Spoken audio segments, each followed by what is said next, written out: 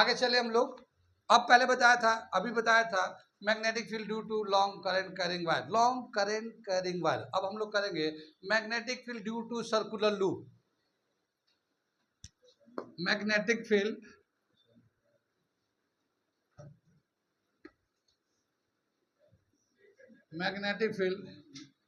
Due to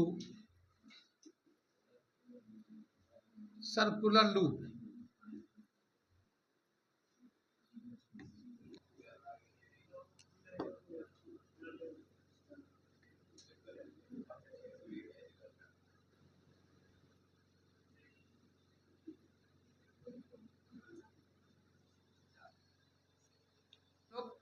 ये बताया क्या, magnetic field due to circular loop. एक सर्कुलर लूप है, अगर इससे करंट जा रहा होगा तो मैग्नेटिक फील्ड का फिर क्या होगा, कैसे होगा डायरेक्शन। जैसे ये वायर था, इसमें करंट ऐसे जाता था, इसी वायर को उन्होंने सर्कुलर लूप में कर दिया, तो अब करंट कैसे कैसे डायरेक्शन चेंज करेगा वो हम बताने जा रहे हैं। देखो यहाँ पे एक पॉइंट लेते हैं, यहाँ पे टेंजेंट ड्रॉ कर दिया, तो यहाँ पे करंट देखो ऐसे जा रहा है, इधर से जा रहा है, तो करंट का डायरेक्शन इधर है। तो मैग्नेटिक लाइन ऑफ फोर्स कैसे बनेगा, यहाँ पे Maxwell right hand thumb rule ऐसे लगाएंगे तो ये ऐसे बनेगा ये। ठीक है, बंद कर दो यार, आवाज समझ में नहीं आ रही है। ये इस तरह से मैग्नेटिक लाइन ऑफ फोर्स यहाँ पे ऐसे ऐसे रिंग बनता जाएगा। सबसे जो बड़ा रिंग होगा वो सर्किल के सेंटर से जाएगा, सबसे जो बड़ा रिंग होगा वो सर्किल के सेंटर से जाएगा। कितनी बात में, एक रिंग दो रिंग बड़ा होते होते होते उसके सेंटर से जाएगा। ऐसे ये जो करंट इधर से जा रहा था, वापस जब यहाँ आएगा, यहाँ पे टेंजेंट करंट का डायरेक्शन उल्टा हो जाएगा। ठीक है, तो यहाँ पे मैग्नेटिक लाइन ऑफ फोर्स बनेगा, इसका भी बढ़ता जाएगा, और ये डायरेक्शन ऐसे है तो इधर से इन कर रहा होगा, इधर से आउट होगा।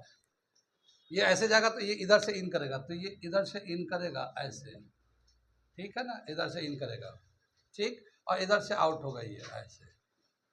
कितनी बात सुन में, इस तरह से ऐसे ऊपर लेते हम लोग, टॉप पे बनाते हैं, तो क्या होगा, यहाँ पे करंट का डायरेक्शन ऐसे होगा, तो मैग्नेटिक लाइन ऑफ फोर्स क्या बनेगा, ऐसे बनता जाएगा, सबसे बड़ा जो ना सेंटर तक आएगा। ये करंट ऐसे जा रहा है ऊपर पे टॉप में, तो ऐसे मैग्नेटिक लाइन ऑफ फोर्स, तो इधर से इन करेगा, उधर से आउट होगा, तो इधर से इन हो रहा होगा, इधर से इन हो रहा होगा, इधर से आउट होगा। कितनी बात सुन में, क्या देखा गया कि ऐसे हम सभी, ये तो हमने कुछ जगहों पे बनाया है मैग्नेटिक लाइन ऑफ फोर्स, ये तो मैंने एक यहाँ एक यहाँ एक यहाँ बनाया है, मगर ये तो हर जगह ऐसे ही हो रहा होगा, हर जगह ऐसे ही रिंग बन रहा होगा, यहाँ से बन रहा होगा, यहाँ से बन रहा होगा, यहाँ से, सब जगह से बन रहा होगा। ठीक है, तो सबसे ज्यादा मैग्नेटिक लाइन ऑफ फोर्स जो जा रहा होगा वो सेंटर से जा रहा होगा, क्योंकि सेंटर से बड़ा कोई मैग्नेटिक लाइन ऑफ फोर्स नहीं होगा, क्योंकि आगे बढ़ेगा तो ओवरलैप करने लगेगा एक दूसरे को, उधर वाला मैग्नेटिक फील्ड इधर वाला मैग्नेटिक फील्ड एक दूसरे का अपोजिट है। देखो ये इधर जा रहा है तो वो बाहर निकल रहा है, ठीक है, तो एक दूसरे के अपोजिट होने लगेगा। कितनी बात समझ में आई है। तो क्या बताया कि सबसे ज्यादा मैग्नेटिक फील्ड जो होगा ना सेंटर पे होगा, और यहाँ पे मैग्नेटिक फील्ड का जो वैल्यू होगा, magnetic field at the centre, magnetic field, strength of magnetic field, यहाँ पे strength of magnetic field at centre, centre पे क्या दे रखा, B is equal to mu naught upon 4 pi 2 pi N I upon R. ये formula दे रखा magnetic field का सेंटर का, ये आपके कोर्स में नहीं, मैं ऐसे ही बता दिया हूं। ठीक है, क्या बताया कि जब भी कभी करंट सर्कुलर लूप में चलेंगे, सभी सेक्शन से मैग्नेटिक फील्ड बनते हैं और ऐसे लूप बनते जाएगा, लेकिन जो सबसे ज्यादा मैग्नेटिक फील्ड होगा वो सेंटर पे होगा, और वो जो सेंटर पे मैग्नेटिक फील्ड होगा उसका जो स्ट्रेंथ देंगे formula, mu naught upon 4 pi 2 pi N I upon R. ठीक है, ये तो म्यू नॉट अपन 4 पाई, इसका वैल्यू जो ना 10 टू द पावर -7 है, ये आप याद रखो ना रखो, ये कांस्टेंट वैल्यू है। ये 2 पाई ये भी कांस्टेंट है, N I upon R, R का मतलब ये कि रेडियस ऑफ द सर्कल है, ये रेडियस ऑफ सर्कल है। क्या समझ में आया, मैग्नेटिक फील्ड जो है ना नंबर ऑफ टर्न्स पे डिपेंड करता है, इस पॉइंट को एनसीईआरटी में डिस्कस किया है 10th क्लास में, इसलिए ये फॉर्मूला लिखा हूं। जो मैग्नेटिक फील्ड होगा सर्कल के सेंटर पे सबसे ज्यादा होगा एक, दूसरा वो किन पे डिपेंड कर देगा, नंबर ऑफ टर्न्स पे डिपेंड करेगा। ये आई करंट तो है ही है, जितना भी करंट जाए, मगर ये नंबर ऑफ टर्न्स पे डिपेंड करता है। नंबर ऑफ टर्न्स का क्या मतलब हुआ, ये देख लो, जैसे ये अभी तो एक ही बनाया है, इसी पे एक और बना देता हूँ, इसी पे एक और बना देता हूँ, इसी पे एक और बना देता हूँ, इसी पे एक और बना देता हूँ। इस तरह से नंबर ऑफ टर्न्स, जितना ज्यादा नंबर ऑफ टर्न्स होगा उतना ज्यादा स्ट्रॉन्ग मैग्नेटिक फील्ड उसके सेंटर पे बनेगा। Number of turns and magnetic field is directly proportional to each other. ये पॉइंट को डिस्कस किया एनसीईआरटी में, इसलिए इसको याद कर लो, याद कर लेना, ठीक है, कि जितना ज्यादा नंबर ऑफ टर्न्स होगा उतना ज्यादा मैग्नेटिक फील्ड सेंटर पे बढ़ता जाएगा, ठीक है। Number of turns magnetic field are directly proportional to each other. बाकी ये फॉर्मूला है, फॉर्मूला मैं दूसरी जगह 12th क्लास लाया हूँ, ये एनसीईआरटी में नहीं दे रखा है, लेकिन ये वाला पॉइंट को डिस्कस किया इस फॉर्मूले के हिसाब से मैं दिखा रहा हूँ कि किस तरह से डिपेंड करता है। करंट पे डायरेक्टली डिपेंड करता है, ज्यादा करंट होगा मैग्नेटिक फील्ड ज्यादा होगा, कम करंट होगा, कम करंट का मतलब 2 एम्पियर का है, 5 एम्पियर का है, 10 एम्पियर का है, जैसे जैसे स्ट्रेंथ ऑफ करंट बढ़ता जाएगा मैग्नेटिक फील्ड बढ़ता जाएगा। रिंग का रेडियस पे इन्वर्सली प्रोपोर्शनल है, रेडियस से और मैग्नेटिक फील्ड इन्वर्सली प्रोपोर्शनल है। बड़ा रिंग होगा ज्यादा कम मैग्नेटिक फील्ड होगा, बड़ा रिंग होगा कम मैग्नेटिक फील्ड होगा सेंटर पे, छोटा रिंग होगा सेंटर पे ज्यादा मैग्नेटिक फील्ड होगा, तो इससे डिपेंड करता है। इसे नोट करने से ये पता चलेगा कि किस पे डायरेक्टली डिपेंड कर रहा है और किस पे इन्वर्सली रिलेट कर रहा है। कितनी बात समझ में, आगे चले, मैग्नेटिक फील्ड समझ में आया कैसे इसका सर्कुलर लूप में चलेगा, तो कहाँ पे सबसे ज्यादा मैग्नेटिक फील्ड होगा। आगे चलते हैं, अगला एक बनाते हैं फिगर, मिटा दे इसे।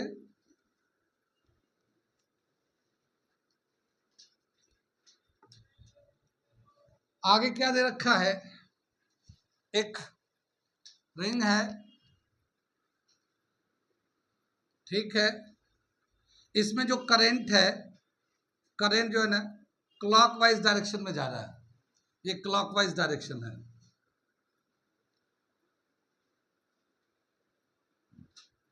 क्लॉकवाइज डायरेक्शन करंट का डायरेक्शन है। कितनी बात सुन में, जब ये क्लॉकवाइज डायरेक्शन में करंट जाएगा, तो अभी हम लोगों ने यहाँ पे दिखाया था, यहाँ से करंट जा रहा है, ये यहाँ से आउट हो रहा है, तो ये करंट ऐसे जाएगा, ऐसे जाएगा, ऐसे आएगा। तो यहाँ पे जब करंट था, यहाँ पे इस तरह से हमने टेंजेंट ड्रॉ किया, करंट का डायरेक्शन अपवर्ड है, तो सेंटर पे सबसे ज्यादा मैग्नेटिक फील्ड होगा, लेकिन डायरेक्शन ऑफ मैग्नेटिक फील्ड क्या होगा, देखो ये करंट है और सेंटर ये है, यहाँ पे है, तो यहाँ पे मैग्नेटिक लाइन ऑफ फोर्स का डायरेक्शन इनवर्ड है, ये इनवर्ड है। यहाँ पे, यहाँ से देख लेते हैं, यहाँ पे एक टेंजेंट ड्रॉ कर लेते हैं, करंट का डायरेक्शन ये है आई, तो ऊपर में करंट है, तो सेंटर पे जब लेंगे इसके सेंटर पे, तो मैग्नेटिक लाइन ऑफ फोर्स का डायरेक्शन क्या होगा, इनवर्ड होगा, ठीक है। यहाँ पे देखते हैं, यहाँ से करंट का डायरेक्शन डाउनवर्ड है, तो यहाँ पे लेंगे डाउनवर्ड पे ऐसे, तो यहाँ मैग्नेटिक लाइन ऑफ फोर्स का डायरेक्शन किधर है, इनवर्ड है। यानी जब क्लॉकवाइज करंट जाता है तो जो magnetic line of force develop करेगा उसके सेंटर पे इनवर्ड डायरेक्शन होगा।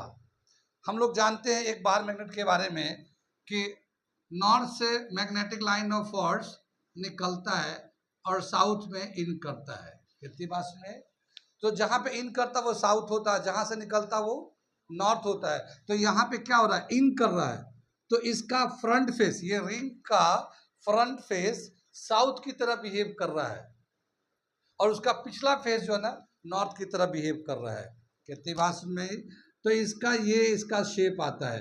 क्लॉकवाइज डायरेक्शन में अगर करंट चलेगा तो फ्रंट फेस साउथ की तरह बिहेव करता है, कितनी बात में, ये देखो करंट का डायरेक्शन ऐसे आ रहा है ना करंट, तो ये एरो का डायरेक्शन भी दिखा दिया, तो ये फ्रंट फेस साउथ की तरफ, ये देखो एरो जा रहा है, तो ये करंट भी जा रहा है इधर से, कितनी बात में, तो क्लॉकवाइज में जो फ्रंट फेस होता है वो साउथ की तरह बिहेव करता है, साउथ पोल, और उसका बैक जो होगा वो नॉर्थ पोल की तरह बिहेव करता है, कितनी बात सुन में।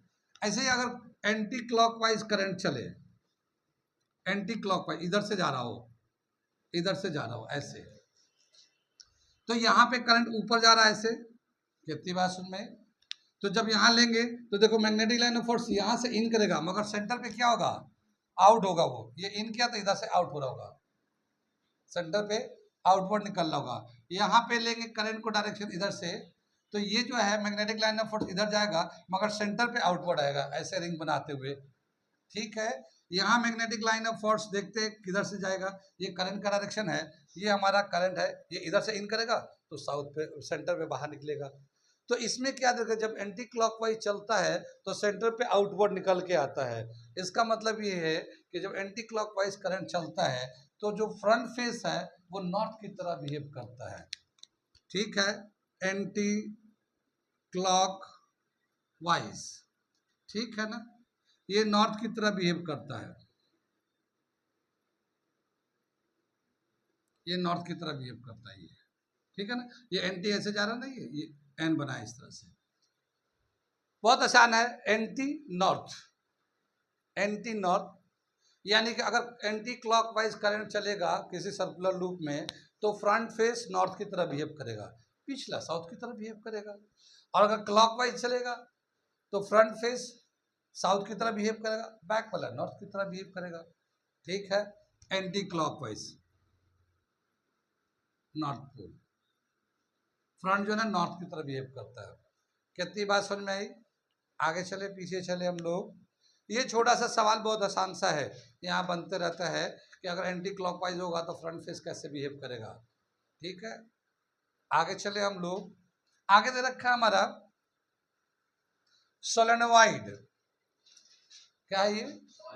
सोलेनोइड। इसे मिटा दूं, बन गया आप लोगों का फिगर बना लो आप लोग। आगे चले हम लोग, इसमें थ्योरी ज्यादा है, आपको थ्योरी को समझना है। अगला दे रखा magnetic field due to current in solenoid, solenoid ये देख लो। सोलेनोइड क्या है? सोलेनोइड एक आर्टिफिशियल बार मैग्नेट है। Solenoid is an artificial bar magnet, an artificial bar magnet.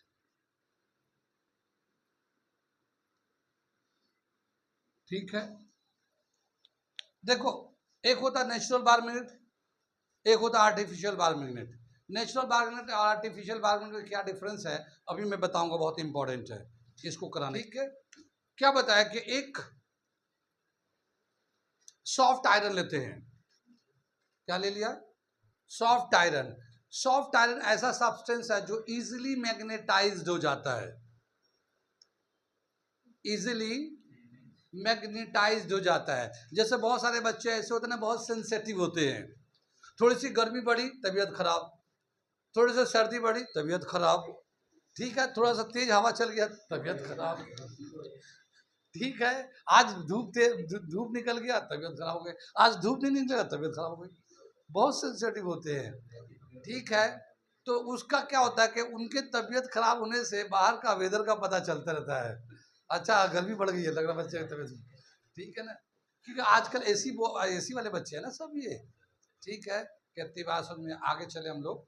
तो ऐसे ही बोला कि सॉफ्ट आयरन बहुत सेंसिटिव होता है, यानी अगर उससे करंट अगर पास कराया जाए, अभी मैं बताऊं तो वो इजीली मैग्नेटाइज्ड हो जाते हैं।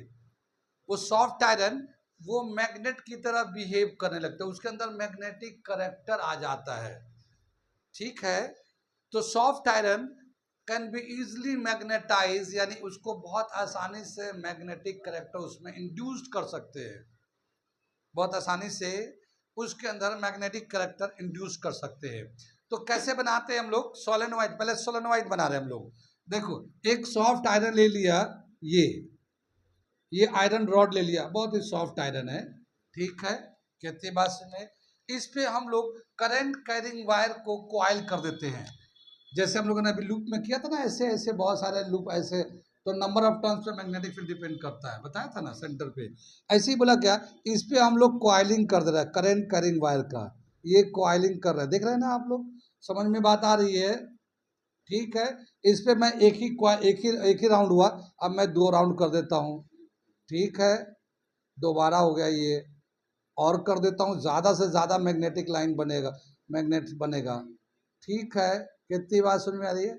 अच्छा लग रहा है ये, round round round round round round, समझ में आ गया? आप लोग तो समझदार बच्चे हो, बहुत जल्दी समझ जाते हो। कितनी बात समझ में आई? आगे चले।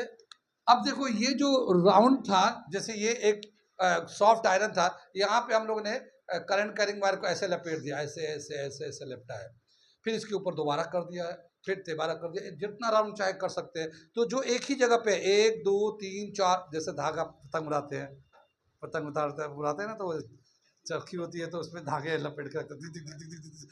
बड़े बड़े जो लोग, बड़े बड़े जो पतंग उड़ाने वाले होते हैं ना, उनकी चरखियाँ इतनी बड़ी बड़ी होती है, इतनी बड़ी बड़ी चरखियाँ होती है, धागे इतनी होती है कि पतंग नहीं दिखता, इतने दूर चले जाते हैं धागे, इतने छोड़ते हो, और कट गया पतंग तो क्या होगा, फिर धागे को निपटते हैं, मशीन की तरह चलती रहती है। देखा तो होगा पतंग, नहीं देखा ना? अभी इस उम्र में क्या क्या देखोगे, अभी किताबी देख लो, वो बहुत बड़ी बात है।